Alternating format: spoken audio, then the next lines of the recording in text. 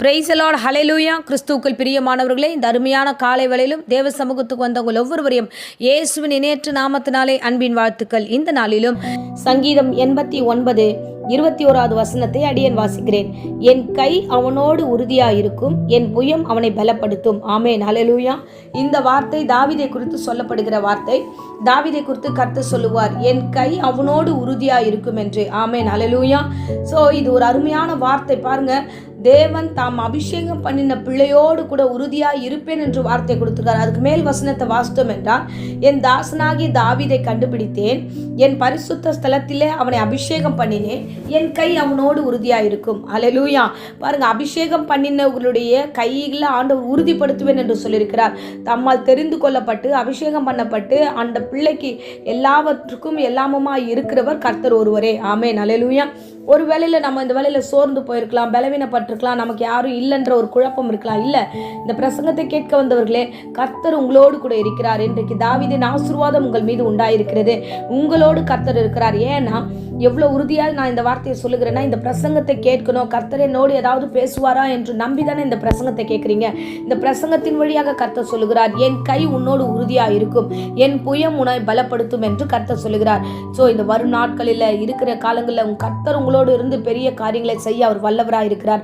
என் கை உறுதியாக இருக்கும் என்று ஒரு வார்த்தை சொன்னது சாதாரண விஷயம் கிடையாது. பாருங்க, நீ என்ன வேலை செஞ்சாலும் நான் உனக்கு சப்போர்ட் பண்ணுறேன் அப்படின்ற ஒரு அருமையான வார்த்தை. உங்கள் வீட்டில் நீங்கள் ஒரு வியாபாரம் பண்ணுறீங்க, இல்லை ஒரு காரியத்தை படிக்க போகிறீங்க, ஒரு வீட்டுக்கு கடந்து போகிறீங்க. அப்போ உங்கள் வீட்டில் இருக்கிறவங்க, இல்லை உங்கள் அப்பாவோ உங்கள் அம்மாவோ, நான் அவங்க கூட இருக்கிற, தைரியமாக இரு, பயப்படாத, நீ என்னன்னாலும் பண்ணு, நான் உங்களுக்கு சப்போர்ட் பண்ணுறேன்னு ஒரு வார்த்தை சொல்லிட்டா போதும். நம்ம அந்த தைரியத்தில் நம்ம இன்னும் கொஞ்சம் முன்னேறி சொல்லுவோம். இல்லை நம்ம போகும்போது, நீ அப்படியெல்லாம் போகாத, நீ அங்கே போகிறது சரியா எனக்கு தோணலை, அதனால் நீ வேணாம் அப்படின்னு ஏதாவது ஒரு வார்த்தை சொல்லிட்டாங்கன்னா, போகிற இடத்துல விட்டு அப்படியே நின்றுடுவோம். இல்லை செய்யலாமா வேணாமான்னு ஒரு குழப்பம் இருக்கும்.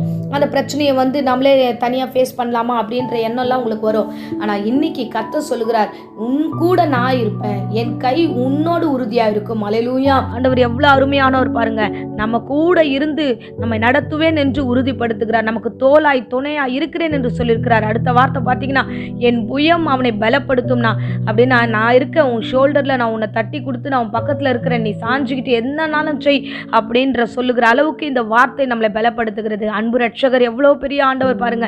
இந்த உலகத்தில் மற்ற மனுஷர்கள் நம்ம கூட துணையாக இருக்கிறாங்கன்னு போதே அவ்வளோ தைரியம் வருது. நம்மை படைத்த ஆண்டவர், இந்த உலகத்தை படைத்த ரட்சகர், நம்மோடு இருந்து நம்மை பாதுகாக்கிற தெய்வம், அவர் நம்ம இடத்துல சொல்லுகிற வார்த்தை பார்த்தீங்களா, நான் உன் கூடவே இருப்பேன், நான் உன் கூடவே இருப்பேன் என்று. ஆமென், ஹல்லேலூயா. இந்த வார்த்தை மாறாதது, சொன்னது கர்த்தர். ஆகையால் உங்களோடு இருந்து அவர் நடத்த போகிறார். பெரிய பெரிய காரியங்களை உங்களை கொண்டு செய்ய போகிறார். ஏன்னா ஆண்டவர் உங்களை பெயர் சொல்லி அழைத்திருக்கிறார், உன்னை அபிஷேகம் பண்ணியிருக்கிறார், உங்க கூடவே இருப்பார். தாவீதோடு கூட இருந்தார். கோலியாத்தை முறியடிக்க கர்த்தர் தாவீதோடு கூட இருந்தார் என்று வேதத்தில் நம்ம வாசிக்கிறோமே. எல்லா காரியத்திலையும் ஆண்டவர் அவனோடு கூட இருந்து அவனை ஜெயமாய் நடத்தினார். பிரச்சனை வந்த பொழுதும், சூழ்நிலை மாறுதலாய் மாறும் பொழுதும், பிள்ளைகள் அவனை விட்டு கடந்து போன பொழுதும், மனைவி கடந்து போன பொழுதும் கர்த்தர் அவனோடு கூட இருந்தார் என்று வேதம் சொல்லுகிறது. ஹல்லேலூயா. பிரச்சனை நிறைந்தவர்களுக்கு தான் கர்த்தர் சொல்லுகிறார். ஸோ எதிரிகள் சூழ்ந்தவர்களுக்கு தான் கர்த்தருடைய வார்த்தை வருகிறது. பிசாசின் பிடியில மாட்டி இருக்கிறவர்களுக்கு கர்த்தருடைய வார்த்தை வருகிறது. நான் உன் கூடவே இருக்கிறேன், எல்லா காரியத்தையும் ஜெயித்து உன்னை வெளியே கொண்டு வருவதற்கு நான் உறுதியாய் உன் கூட இருக்கிறேன் அப்படின்னா, எல்லா காரியத்தையும் ஜெயிக்க உனக்கு பலத்தையும் சுகத்தையும் ஆரோக்கியத்தையும் கர்த்தர் கொடுப்பார். தைரியமா கடந்து போங்க. எதிர்காலத்தின் காரியங்களை குறித்து குழப்பம் அடையாதீங்க. எல்லாவற்றையும் கர்த்தர் உங்களோடு இருந்து ஜெயமாய் முடிக்க அவர் வல்லமுள்ள தெய்வமாய் இருக்கிறார். ஆமென். ஸோ இப்பொழுதும் அடியேன் உங்களுக்காக ஜெபிக்கிறேன். இருந்த இடங்களை கண்களை மூடுவோம். அன்பு ரட்சகா, இந்த அருமையான வேளையில் இந்த பிரசங்கத்தை கேட்ட ஒவ்வொரு குடும்பத்தாரையும் பிள்ளைகளையும் ஆசீர்வதிங்க. ஆண்டவரே, அநேக பிரச்சனைகள், அநேக விதமான எதிரிகள், அநேக விதமான சூழ்நிலைகளை தடுமாறுகிற பிள்ளைகளுக்கு நீர் சொன்ன வார்த்தை ஆண்டவரே நன்றி செலுத்துகிறோம்.